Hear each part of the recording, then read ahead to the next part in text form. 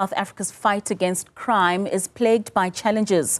In response to a parliamentary question in April, the police department revealed that more than 5 million police dockets have been closed without any outcome because of a lack of evidence and leads. To discuss the impact of this on the fight against crime, we are now joined by Chad Thomas, a forensic investigator at IRS Forensic Investigators. Chad, thank you so much for your time and for joining us this evening. Now, what would you say are the biggest gaps in our policing system for us to be sitting with 5 million unsolved cases that eventually lead to them being closed? Very good evening to you and the viewers. The figure of 5 million dockets being closed over the past 5-year period is simply appalling. It's an astronomical figure.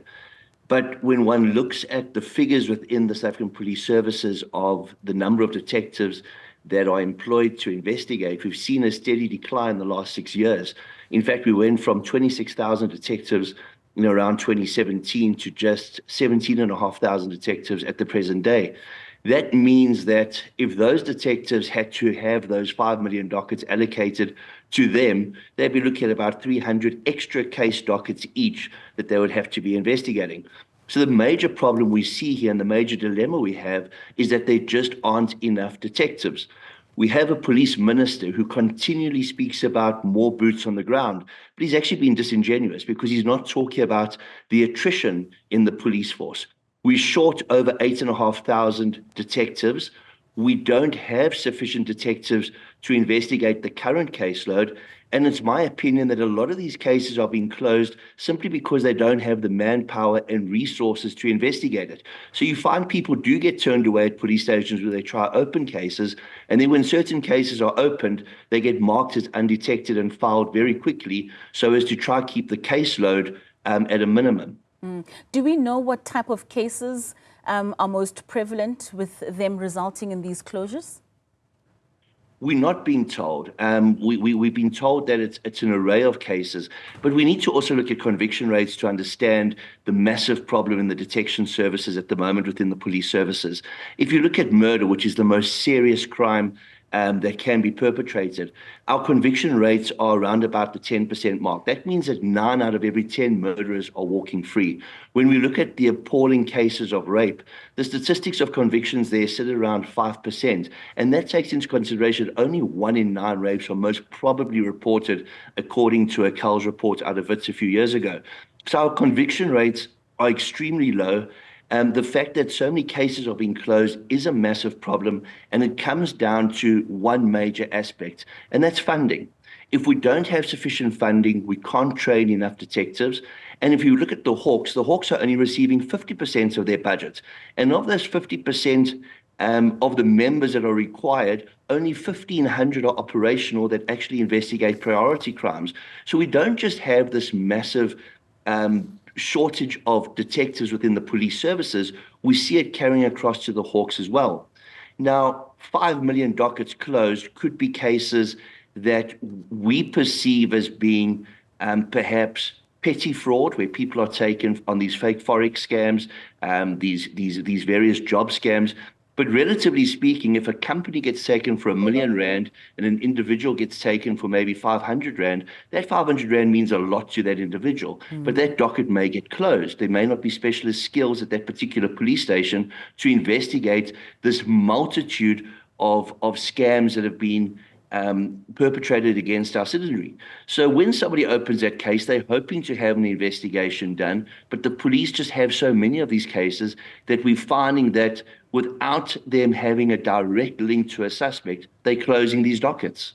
And Chad, to your knowledge, if any, how much of these cases would we attribute to corruption, where a perpetrator would come and solicit a bribery to a policeman in order for that docket to go missing, so to speak? Look, it would make up a very small percentage of the 5 million dockets that are closed. Corruption exists. In any organization, we're going to find corruption, especially in an organization the size of the South African Police Services, which is almost 200,000 people. But I don't think that is a massive contributor in terms of what we're speaking about tonight. I think what's a massive contributor in what we're speaking about tonight is the fact that our detectives are wholly incapacitated woefully insufficiently resourced, and carrying far too many dockets. They're carrying 3 to 4 times the amount of dockets that they should be carrying. And it's a very unfair situation for our police detectives and our Hawks members to find themselves in. Do we have a skills shortage with regards to detectives? Most definitely. There's a massive skills deficit. We've seen a lot of members leaving to join the private sector, a lot of members leaving, taking early retirement at 55. There hasn't been a skills transfer. These guys are just too busy.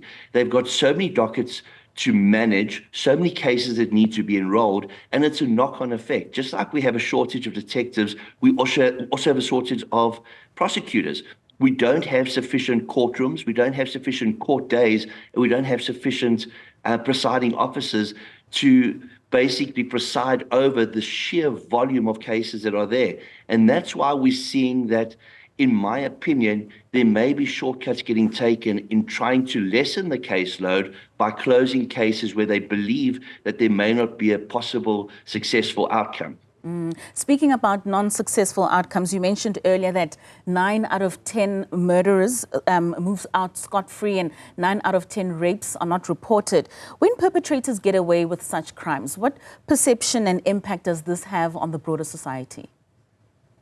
Well, it shows perpetrators that there's little to no chance of being held accountable. It emboldens them. We've got very low accountability. There are very low consequences.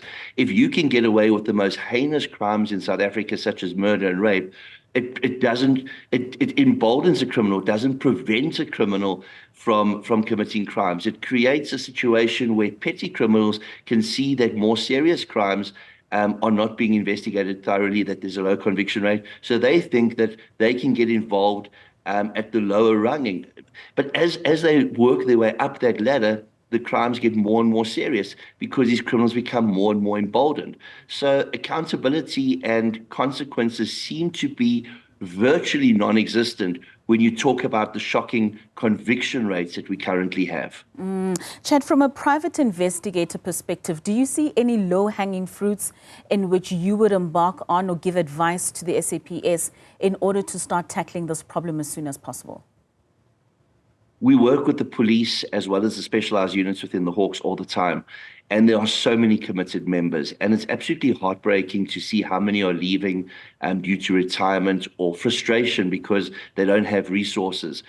We need to have a skills transfer. The seasoned and veteran detectives are few and far between. And guys that are coming fresh out of police college, they're not skilled to be able to undertake complex investigations. The Hawks as well, I spoke about there just been 1,500 operational members that actually investigate within the Hawks. But what we forget is a lot of them have been seconded to the investigating directorate. A lot of them are now investigating matters that have come out of Zondo relating to state capture. We also see members that are being told to prioritize PPE fraud cases, tender fraud cases, and other high-profile cases. This skill deficit is affecting every single station and every single specialized unit. And we need to see more budget made available. I'm going to give you an analogy. In the United Kingdom last year, they analyzed the 2022 crime statistics, and they found that there'd been a massive increase in financial crime. In fact, 40% of all reported crime in the United Kingdom was financial crime related. The officials within the policing sector in 2023, when they got these statistics, took it to the Home Office and said, we're faced with a crisis in terms of financial crime. They declared it a national security threat and immediately opened up more resources to capacitate and to fund more police officers. In a very short space of time, employed a further 400 financial crime investigators. South Africa, we hear our politicians talking about getting serious on crime and a war against crime and this fight against crime. Yet we're seeing a decline in detectives. We're seeing that there isn't sufficient funding being made available. And that is a very unfair situation, not just for our policing service, and not just for our prosecution authority, but also for the citizenry at large, because they are expecting a service from the police, which the police are unable to render simply because they don't have the funds. Well, Chad, a very disturbing conversation, but hopefully we say with the collaboration of the private sector, private investigators such as yourselves, we will be able to get to the bottom of this. Thank you so much for your time and for your insights.